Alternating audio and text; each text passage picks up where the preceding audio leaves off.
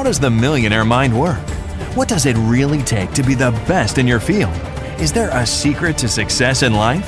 I aim for stuff so big that the dream is bigger than the fear. If you help other people get what they want, you will get what you want. The easiest thing I've ever done was to earn $1 million. The most difficult thing I've ever done was to believe it could happen to me. If you want to have more, you have to become more. Success is not a doing process, it's a becoming process. You start changing your mind. You start changing how you think. You start picking up new ideas and information. And I'm telling you, if you'll do that, your whole life will change. Don't do this any longer. Wish for a better wind. The key is to wish for the wisdom to set a better sail. Utilize whatever wind that blows to take you wherever you want to go. That is the philosophy I picked up at age 25, and it revolutionized my whole life. This is Success Profiles, the interview show that features world-changing entrepreneurs, high achievers, experts, and more. Success Profiles was created and produced to inspire and empower you to greatness. If you want to be the best, learn from the best. Now, here's your host, Daniel Fazina. Hello and welcome to Success Profiles. Yes, I am your host, Daniel Fazina. Very excited to be with you today. Got a wonderful guest in store who I know is going to inspire and empower you to success.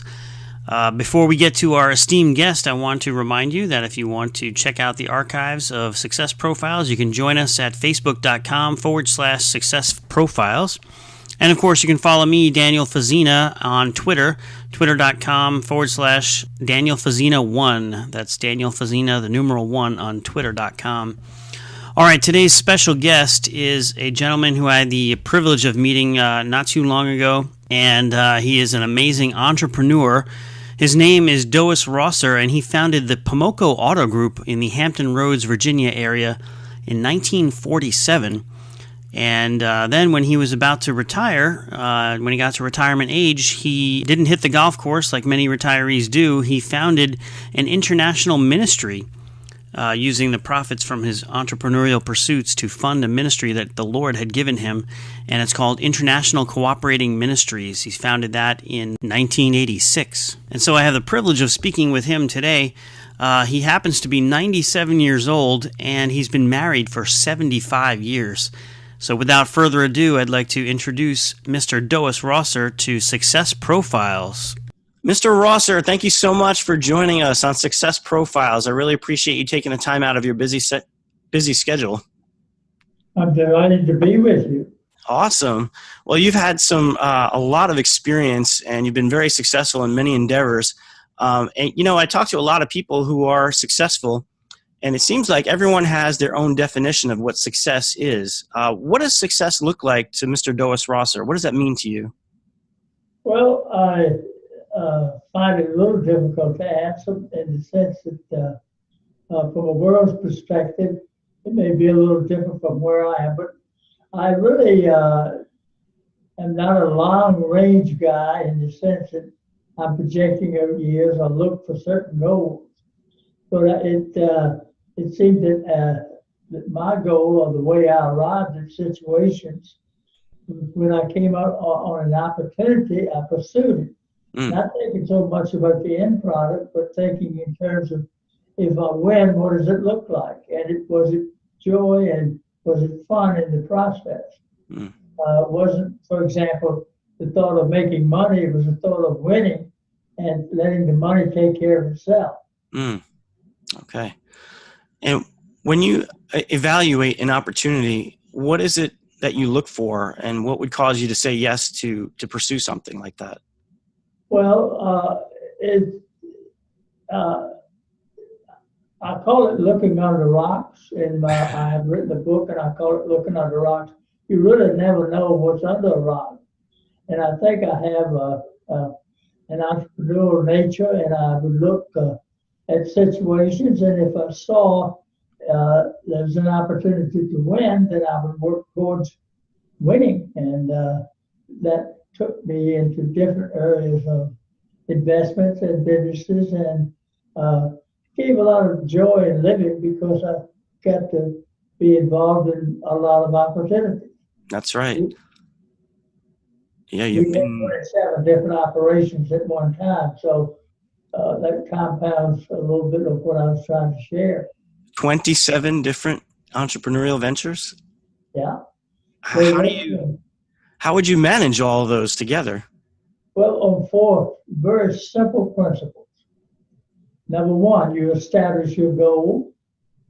Number 2, you break it down in manageable increments. 3, you put somebody in charge. 4, you monitor. Those 4 steps will win or lose, whether it's for-profits or non-profits or whatever you're trying to do. But it enables you to do many things because you're in a monitoring role. If the things are working and within the riverbanks of a plan, then you go look at the weak ones. You don't mess with those that are winning. You take care of the losers. Right. And you work at that from that perspective. Wow. One of the things I noticed about you that I really admire is that you have very clear vision statements and goals. And I think that is very key and crucial for success. And you're very detail oriented as far as what your goals are. And I just love that. Can you tell us about, your first entrepreneurial adventure? Because you've had many, but do you remember your first one? Yeah, very well. I call it kind of a shirt tail type of operation. Okay. A friend and I decided we wanted to go in business.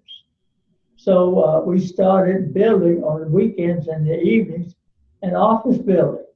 Really not knowing exactly how we'd use it, but we just started building it. We put a little 2-story building in place. He had an uncle that was vice president of DuPont Corporation, and he was a major player, and he was able, of Aetna Corporation, and he was able to get us a franchise as a casualty and life insurance company. And from there, we just added opportunities that came our way until we had a major business that eventually became, we started flipping houses after World War II. Well, we didn't call them flipping then, but today we call it flipping houses. But we would buy houses, and houses were very scarce, old houses, and remodel them, update them, and sell them. And then eventually from there, as we were operating as real estate operators, a car dealership was listed with us. And so we bought it, not knowing what we were doing. And we found out about the car business. And we could go on with each of the opportunities, but they kind of, one thing led to another. And we eventually ended up owning a small bank and a little insurance company. We did a manufacturing company that's not been an aircraft carrier or submarine built at the Newport Shipbuilding Drydock Company, which is the world's largest shipyard, that didn't use our equipment. That's amazing. And a lot of different things that we were involved in, but always we had fun in developing and new aspects. Right. That's amazing. I'm really in awe of all you've accomplished. I'm sure you've talked to a lot of people of your caliber and who have had a lot of success. What do you find is a common denominator or a common characteristic of successful people? Focus. One word, focus. Most businesses, both non-profits and for-profits, are lost by lack of focus. Interesting. Get a mile wide and it's deep. Wow. Yeah, focus is key. Absolutely. And, another thing I've noticed that some people, they're so driven and they're so focused on maybe the wrong things that sometimes their families tend to suffer and they go by the wayside. And you have, last year you celebrated your 75th wedding anniversary. I want to congratulate you on that. Thank you. And that's an amazing thing. And I want to know if you have any advice for people on how to have a long and happy marriage and not sacrifice that on the altar of business. Well, I could laughingly say that when we had an argument, I'd go to work. So You worked a lot. But in all seriousness, I married a very gracious lady, and we've had very few difficulties. We don't always agree, but we never stop loving each other. And so just caring and recognizing that none of us are perfect. That I happen to be a little more perfect than she is my opinion. I'm sure she would agree, right? Or maybe not. I don't know. Well, Mr. Rosser, what do you think has been, among all of the things you've done and accomplished, what do you think has been your greatest achievement in your business career or in your life? I feel like I spent my business career, I believe that God was equipping me for what I'm doing now. I didn't start this work until I was 65 years of age. Right, you're speaking of International Cooperating Ministries, right? That's correct. And right now we are operating in 92 different nations. We're doing business with people I can't pronounce their names, much less speak their language. But we've built over 8,000 churches and orphanages and educational buildings, schools, etc. And those have in turn planted almost 40,000 units around the world in the countries we're in. And we do that with a staff of 41 people, but we're into radio and television and broadcast. For example, we hit a potential audience in Iran of about 16 million people with television. That's amazing. We can gather the metrics on.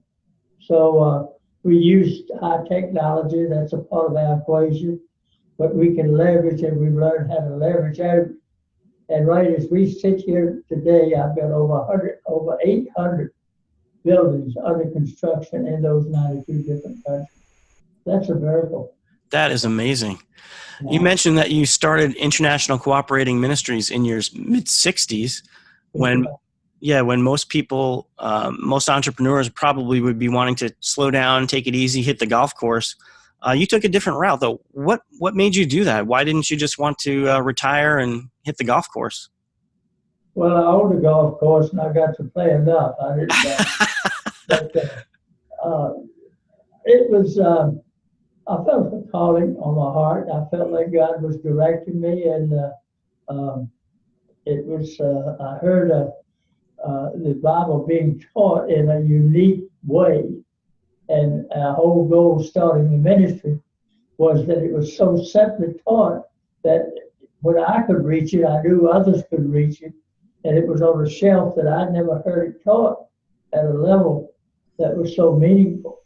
So I felt like I'd like for the world to hear it. And today our goal is that we would have a church within walking distance of every human being alive in the world today, which is a preposterous notion. You know that. It is an amazing and lofty goal. Yeah, but we're doing it. We blanketed Cuba, for example. We've got that in place in Cuba. Tanzania, Africa, we're about 95% done there.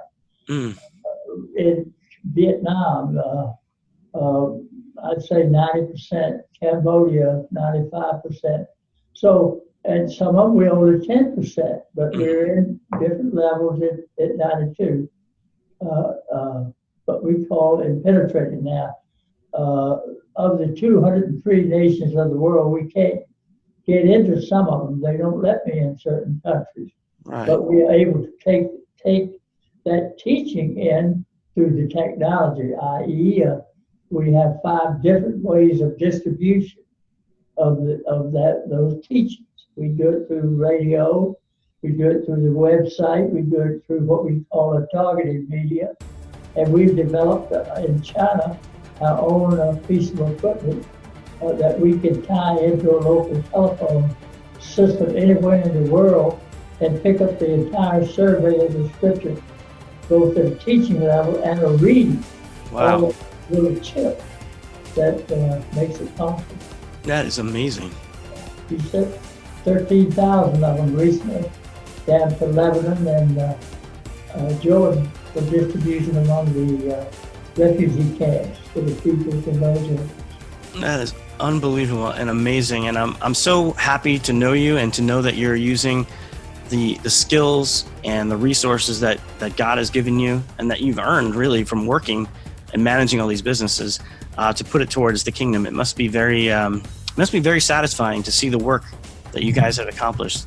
So I want to commend you on that, and thank you so much. I could talk to you all day, but unfortunately we are out of time. But I want to thank you so much again for taking time out, and just commend you and ask you to just keep up the great work you're doing for the Lord and for the community. It's a privilege to be with you. Thank you. All right. Thank you, Mr. Rosser.